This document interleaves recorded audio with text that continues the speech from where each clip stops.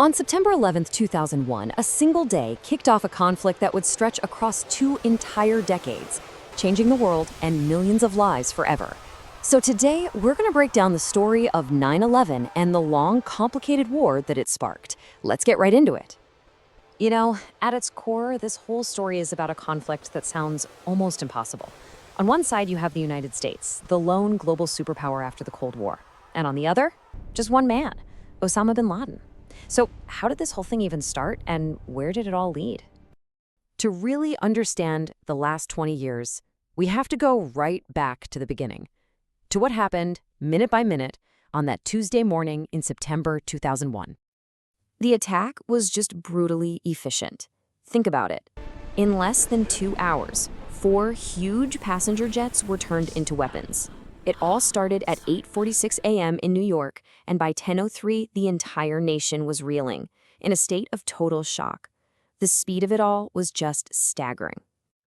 What's so wild here is how simple their tactics were. Just 19 guys, and they used nothing more than box cutters and small knives to take over 4 massive airplanes.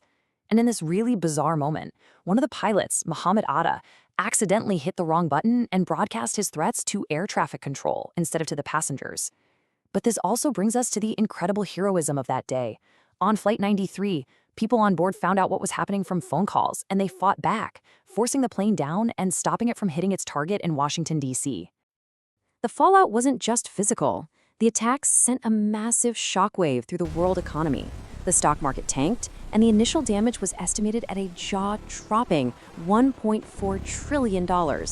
This economic chaos was then used to justify this huge expansion of government power, laying the groundwork for things like the Patriot Act and the surveillance state we know today.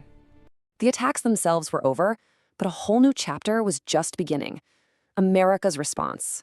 And it would quickly spiral into a global conflict called the War on Terror. Right away, the U.S. pointed the finger at one person, Osama bin Laden and his group Al-Qaeda, who were hiding out in Afghanistan. But the situation was, well, messy. Bin Laden actually gave an interview to Al Jazeera and denied he had anything to do with it. Meanwhile, you had major Muslim organizations and leaders all over the world coming out and condemning the attacks, saying they were completely against the teachings of Islam. This all led to a major standoff. The U.S. gave a simple, non-negotiable demand to the government in Afghanistan, the Taliban: give us Osama bin Laden, now. But the Taliban's response was tied up in this ancient honor code they have called Pashtunwali. To them, bin Laden was a guest who'd helped them fight the Soviets, and just handing over a guest without proof was a huge dishonor. So they came back with a counteroffer: show us the proof he's guilty and we'll put him on trial ourselves. And this is where things really escalated. President George W. Bush declared a war on terror, famously calling it a crusade. The U.S. even rejected a last-ditch offer from the Taliban to hand bin Laden over to a neutral country. So with diplomacy dead, the invasion started in October 2001. And from a military standpoint, that first push was incredibly fast. By January, just 3 months later, the Taliban government was gone. The government was toppled, but the guy at the center of it all, Osama bin Laden, he had vanished. And this kicked off the next phase, a grueling 10-year-long hunt for one man. But the hunt got really complicated really fast. In 2003, the U.S. completely shifted its focus, pouring huge resources, special forces, money, you name it, into invading Iraq. This left a power vacuum in Afghanistan, and the Taliban used it to regroup.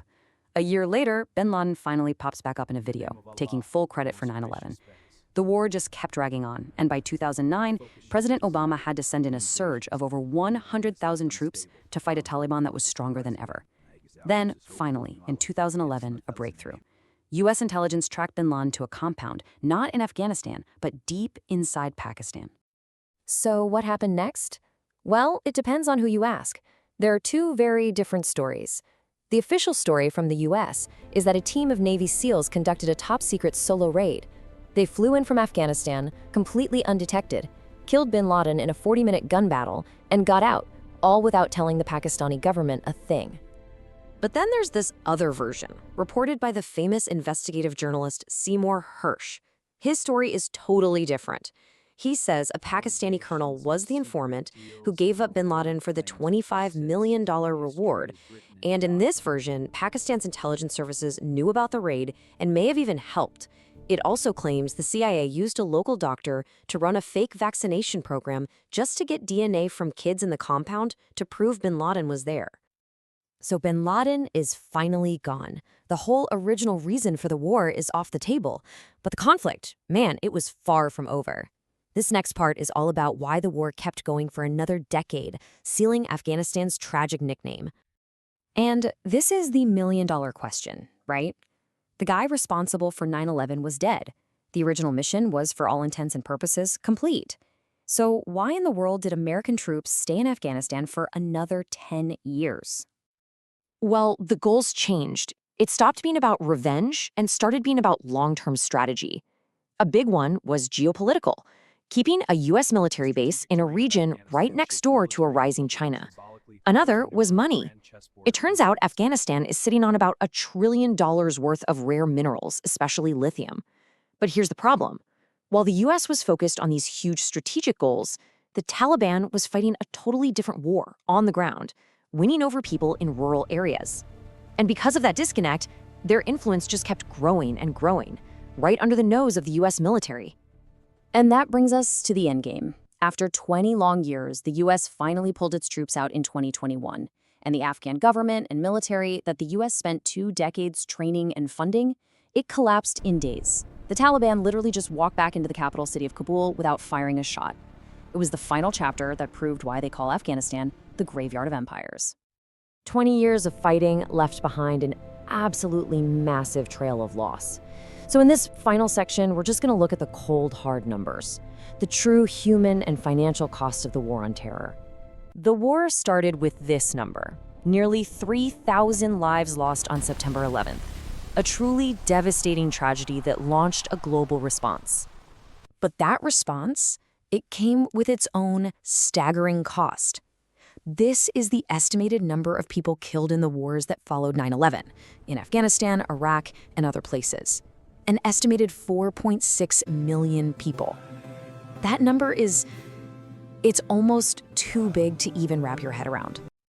And then there's the money. According to research from Brown University, the total price tag of the war on terror for the United States is estimated at a mind-blowing $8 trillion. So you have to ask, right? If the American people paid trillions of dollars and millions of people lost their lives, who actually benefited? Well, the source material points to one group in particular, defense contractors. Take the CEO of Lockheed Martin, for example. His salary went up 10 times over during the war, from $3 million to $30 million a year. And that leaves us right here with this one last question. After 2 decades of war, after 4.6 million lives lost and $8 trillion spent, and with the Taliban right back where they started, in charge of Afghanistan, what does victory even look like? It's a question with no easy answer, and it's the echo of 9/11 that we're still grappling with today. Thanks for watching. Don't forget to like, comment, and subscribe to my channel for more videos.